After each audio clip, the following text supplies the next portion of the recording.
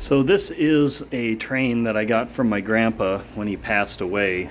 My dad actually played with this when he was a kid, and I played with it when I was a kid. We'd go over to Grandpa and Grandma's for lunch on Sundays, and I'd either play with this or slot cars or Atari.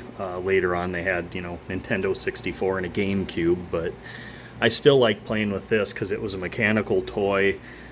I was always interested in those kind of things, Legos, that sort of thing, but it was on a big sheet of plywood, and I had problems getting the track to work. It was kind of rusty, corroded. It didn't make connection across the whole thing. I didn't want to store a whole piece of plywood, and my kids weren't really interested in it, but I wanted to keep it. So this is how I'd normally run it because this engine is getting so weak. And anyway, I thought, well, I'll just make a display for it. In my apartment, I've got this little ledge I can set it on. Otherwise, I'm going to 3D print some shelf brackets for it at some point. But my dad got me this piece of alder. I used my grandpa's table saw to cut it down to size. I used my dad's router to put an edge on it. I stained it, sealed it, and then I 3D printed some stuff for it. Wire clip, these little buffers, train buffers, end caps, whatever you want to call them. And then the Cheney sign down here, I saw a picture from the 1950s when the town had flooded, and the railroad sign was on, basically a pine tree that got cut down. So I kind of recreated that. And then underneath here, I don't really want to move this forward and back because it's in a really good spot, but you can see I printed this block down here with that piece of copper in it, and then that wire in the back goes to here, which the center rail is one side of your transformer and the outside is the other. So that way I can actually run it while it's stationary, but it won't be doing a burnout on the track the whole time. There's a little electromagnet here that does work with this button, but you see there's a little piece of copper. So that electromagnet would pull down on that plunger and release this car, but it broke, well, way before I was even born. But there was one other car. It was really hard to get it to work right because this takes power away from the train and everything, and speed and motion, but you could disconnect cars with that. So I included that because I can put that over there and get it to buzz.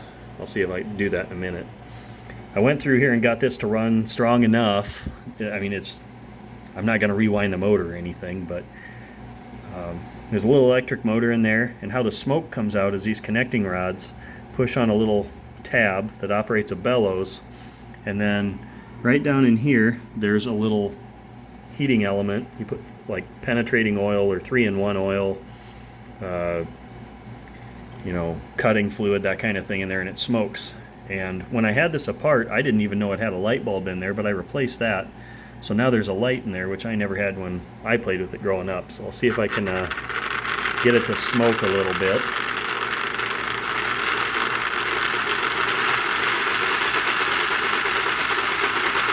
And for me, the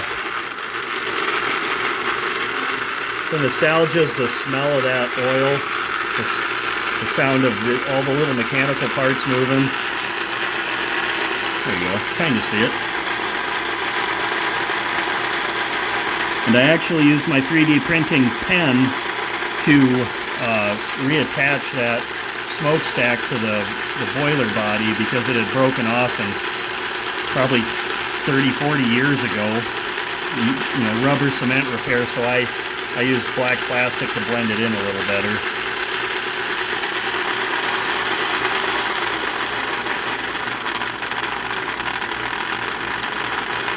And Grandpa would probably be pretty mad if he knew I put 15 drops of oil in there because he'd only ever let me do 3. But if I push this forward just a little bit, well, I'm just going to take this off because I don't need this to do it. I need power, but you can watch this plunger. Another thing, I'm old enough that I had dangerous toys, but not super dangerous ones. So the fact that, this made sparks and things when I played with it, that was really exciting too. So, and I mean, I could never get that to work right to disconnect the cars. You know, if you got really lucky, maybe you would, but oh, duh. I'd always do that too. Try and put the train back on when it was under power. So that's my little multi-generational toy using multi-generational tools project that I finally got done. So just wanted to, this is mostly just so I can share it with family, but it's a neat project, so I wanted to share it with everybody.